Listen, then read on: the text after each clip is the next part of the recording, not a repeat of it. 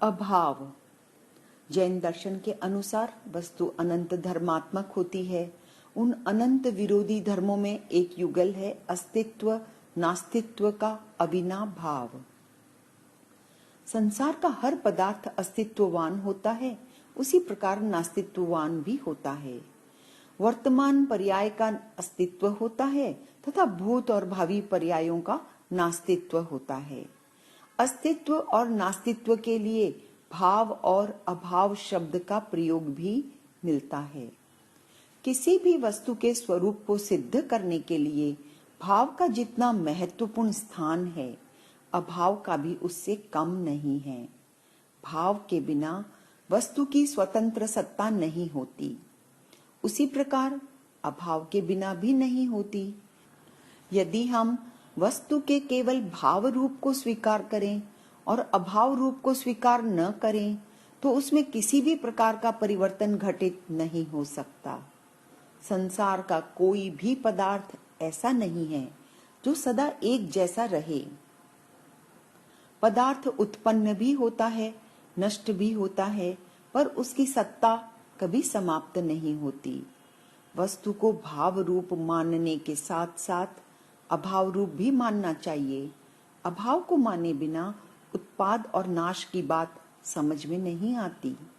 यदि अभाव को नहीं माना जाएगा तो वस्तु में किसी प्रकार का विकार परिवर्तन ही नहीं हो सकेगा, उसका कभी अंत ही नहीं हो सकेगा।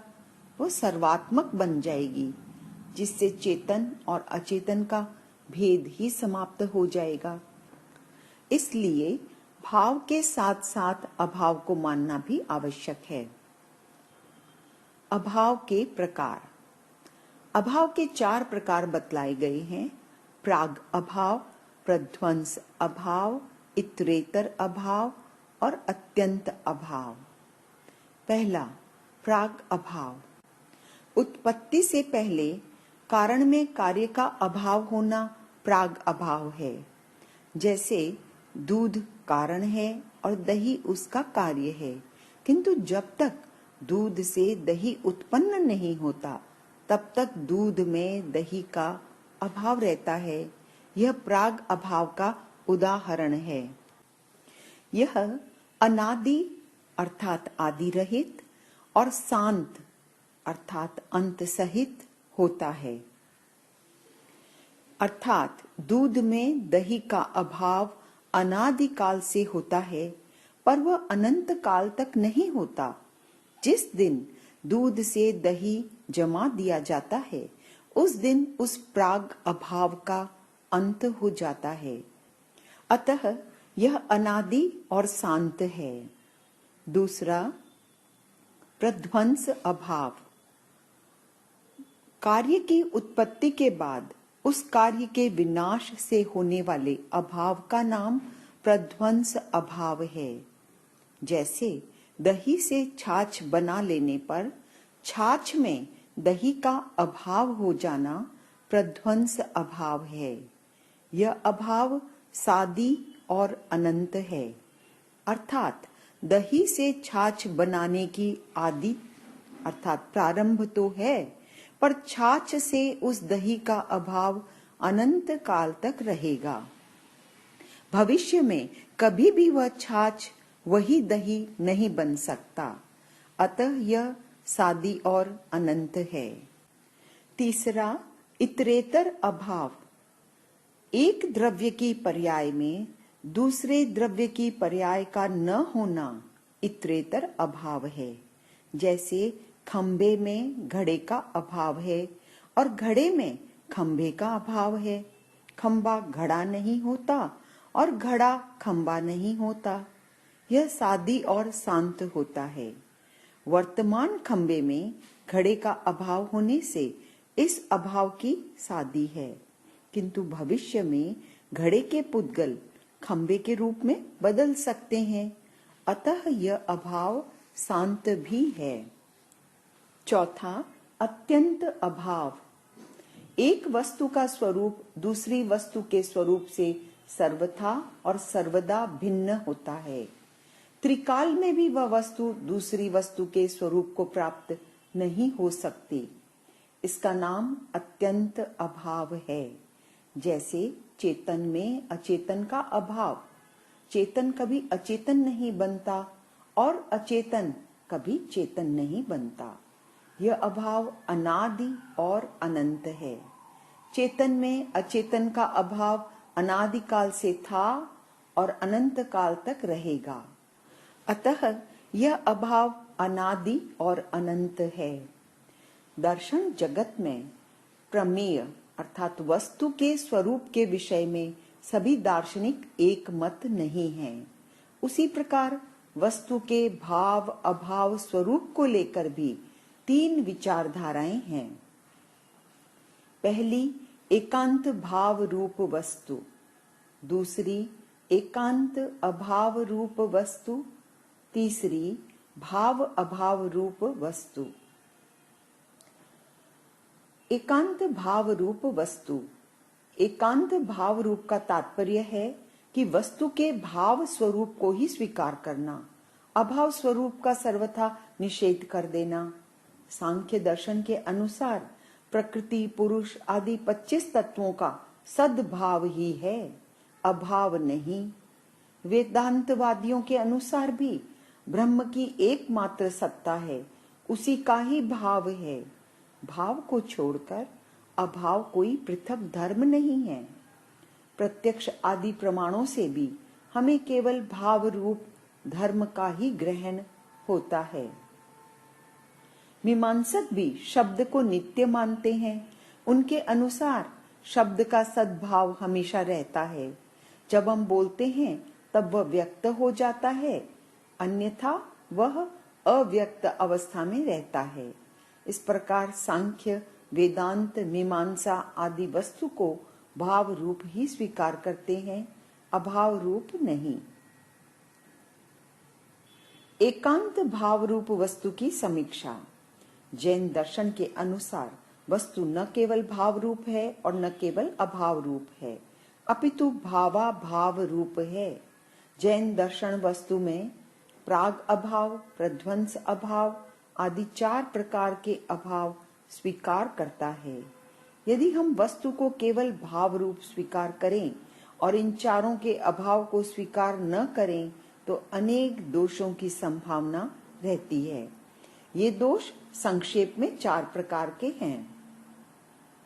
प्रथम निर्विकारता का दोष, द्वितीय अनंतता का दोष, तृतीय सर्वात्मकता का दोष और चतुर्थ एकात्मकता का दोष।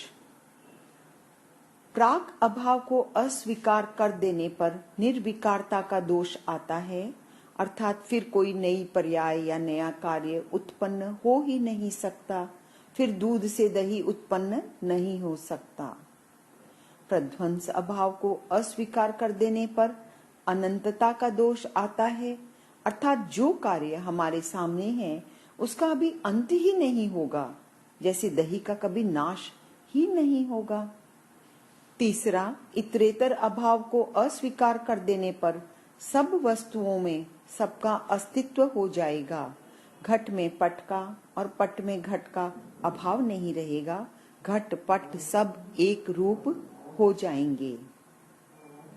चौथा अत्यंत अभाव को अस्वीकार कर देने पर सब वस्तुएं एक रूप हो जाएंगी, जड़ और चेतन का भेद ही समाप्त हो जाएगा। दूध से दही उत्पन्न होता है और मथने के बाद दही का नाश भी होता है। घट में पट का तथा जड़ में चेतन का अभाव भी होता है, इसलिए भाव की तरह अभाव भी वस्तु का धर्म है।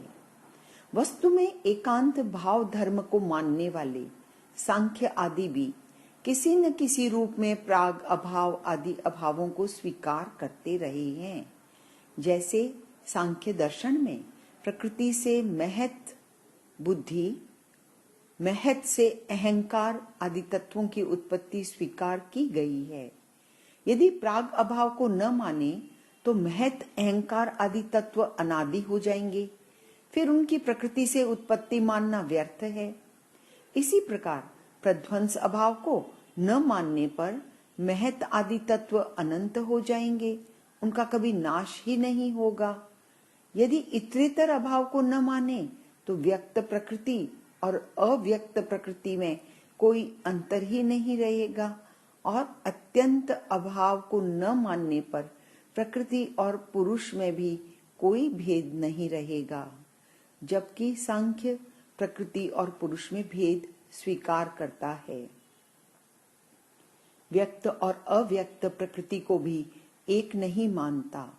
महत, अहंकार आदि भी प्रलय के समय प्रकृति में विलीन हो जाते हैं। ऐसा मानने वाले सांख्य वस्तु को एकांत भाव रूप कैसे स्वीकार कर सकते हैं? इसी प्रकार मीमांसा दर्शन में शब्द को नित्य माना गया है, वे उसकी उत्पत्ति स्वीकार नहीं करते। यहाँ पर भी यह आपत्ति आती है कि यदि शब्द नित्य है तो शब्द की उत्पत्ति के लिए पुरुष द्वारा जो तालु, जिह्वा आदि का व्यापार देखा जाता है, उसकी क्या आवश्यकता है? पर तालु, जिह्वा आदि के व्यापार से ही शब्द उत्पन्न होता है। अतः ये मानना चाहिए कि तालु आदि के व्यापार से पूर्व शब्द का अभाव रहता है। मीमांसक शब्द को नित्य मानने के कारण उसका विनाश भी स्वीकार नहीं करते। यहाँ पर भी यह प्रश्न होता है कि यदि शब्द नित्य है तो हमें हर क्षण शब्द सुनाई देना चाहिए, पर ऐसा नहीं होता। जब हम बोलते हैं तभी शब्द सुनाई देता है, अन्यथा नहीं। अतः हमें प्रध्वंस अभाव को भी स्वीकार करना चाहिए। इस प्रकार वस्तु को एकांत भाव रूप मानना निर्दोष प्रतीत नहीं होता। अतः हमें वस्तु को केवल भाव रूप न मानकर भाव अभाव रूप ही मानना चाहिए। एकांत अभाव रूप वस्तु। एकांत अभाव का तात्पर्य है वस्तु के सद्भाव को स्वीकार न कर उसके अभाव को ही स्वीकार करना। एकांत अभाववादी के अनुसार केवल अभाव ही होते हैं, अभाव तत्व है, भाव की कोई सत्ता नहीं है। भाव स्वप्न ज्ञान की तरह मिथ्या है।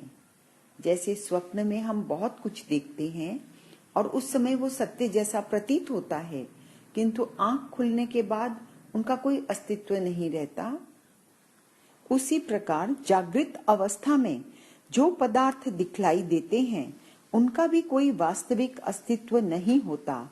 अंतर केवल इतना ही है कि स्वप्न में जो कुछ दिखलाई देता है वह क्षणिक होता है। जिस व्यक्ति को स्वप्न आता है उसी व्यक्ति को दिखलाई देता है, जबकि जागृत अवस्था के पदार्थ अधिक काल तक ठहरते हैं और अनेक व्यक्तियों को दिखलाई देते हैं, परंतु इतने मात्र से उसकी वास्तविक सत्ता को स्वीकार नहीं किया जा सकता। अतः केवल अभाव ही सत्य है। इस प्रकार अभाववादी वस्तु के भाव स्वरूप का निराकरण कर एकांत अभाव को ही वे वास्तविक मानते हैं। एकांत अभाव रूप वस्तु की समीक्षा। जैन दर्शन के अनुसार वस्तु न केवल अभाव रूप है और न केवल भाव रूप, अपितु भाव अभाव रूप है। यदि हम वस्तु को केवल अभाव रूप स्वीकार करें और भाव रूप स्वीकार न करें तो कोई व्यवस्था ही नहीं हो पाएगी। एकांत अभाव को मानने वाले अभाववादियों के यहाँ अपने मत को सिद्ध करने के लिए और दूसरों के मत का निराकरण करने के लिए कोई प्रमाण ही नहीं हो सकता, क्योंकि वे किसी भी वस्तु के सद्भाव को नहीं मानते। अतः उनके यहाँ प्रमाण का भी सद्भाव नहीं हो सकता। प्रमाण का सद्भाव हुए बिना वे न तो अपना अभाव का पक्ष सिद्ध कर सकते हैं और न भाव पक्ष का खंडन ही कर सकते हैं। उनके मत में जब कोई विचार ही नहीं है तो विचारों के द्वारा दूसरों को समझाने के लिए शास्त्रों का निर्माण करना, उपदेश देना, आचार्यों का सद्भाव करना बंध्या पुत्र के समान निरर्थक ही होगा। अतः वस्तु के भाव रूप को न मानकर केवल अभाव रूप को मानना भी निर्दोष प्रतीत नहीं होता। वस्तु को भाव अभाव रूप ही मानना चाहिए, क्योंकि स्वरूप से प्रत्येक वस्तु अस्थि रूप अथवा भाव रूप होती है और पर रूप से प्रत्येक वस्तु नास्ति रूप अर्थात अभाव रूप होती है। यदि ऐसा न मानकर वस्तु में केवल भाव या अभाव रूप को ही स्वीकार करेंगे तो क्रमशः या तो सब में सबका भाव हो जाएगा या फिर वस्तु का कोई स्वरूप नहीं बन